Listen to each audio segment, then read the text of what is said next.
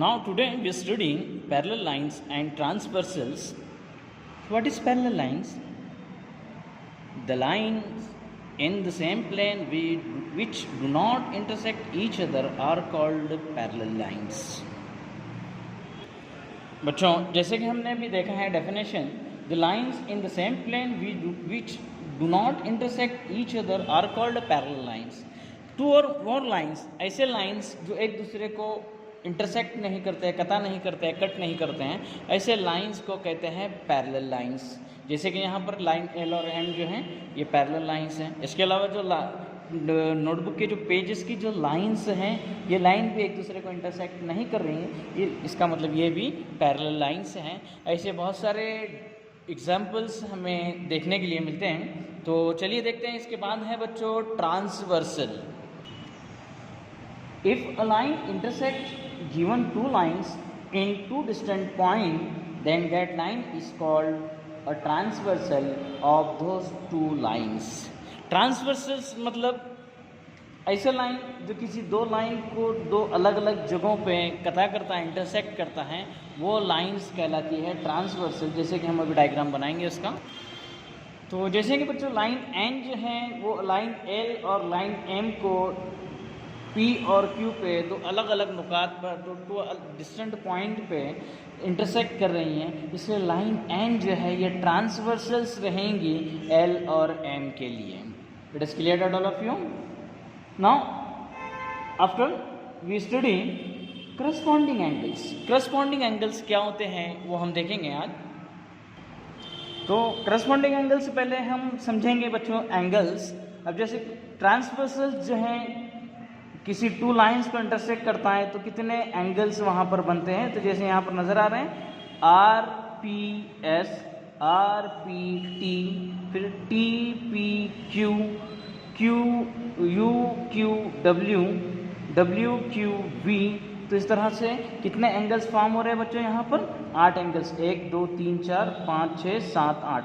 तो ट्रांसवर्सल्स और line two lines के बीच में 8 एंगल्स फॉर्म होते हैं. अब इन 8 एंगल्स के अंदर करस्पॉन्डिंग एंगल कौन से होते हैं, उसे किस तरह से आइडेंटिफाई करते हुए आज हम यहाँ पर सीखेंगे और इसके ऊपर बेस्ड कुछ सवाल हल करने की कोशिश करेंगे.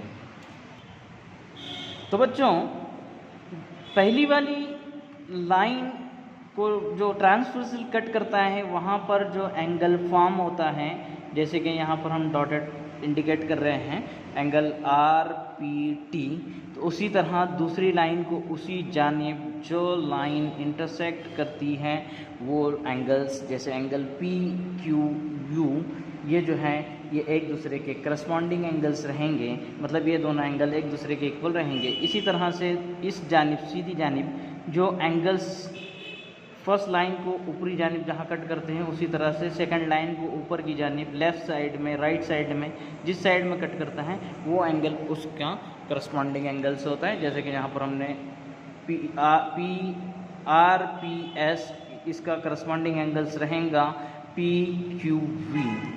इसे हम लिखेंगे कुछ इस तरह से. तो एंगल आर पी टी जो रहेगा उसका करस्पॉन्डिंग एंगल रहेगा P Q V U, sorry angle P Q U. ये दोनों एंगल्स की वैल्यू सेम रहेंगी क्योंकि ये दोनों एक दूसरे के करस्पॉन्डिंग एंगल्स हैं. अगर ये एंगल 50 डिग्री है तो ये भी 50 रहेगा, ये 70 है तो ये भी 70 रहेगा. जितना ये एंगल्स रहेंगे उतना ये रहेगा. इसी तरह से जो दूसरा करस्पॉन्डिंग एंगल्स हैं आर पी एस, इसका करस्पॉन्डिंग एंगल्स जो रहेगा P Q V, angle P Q we.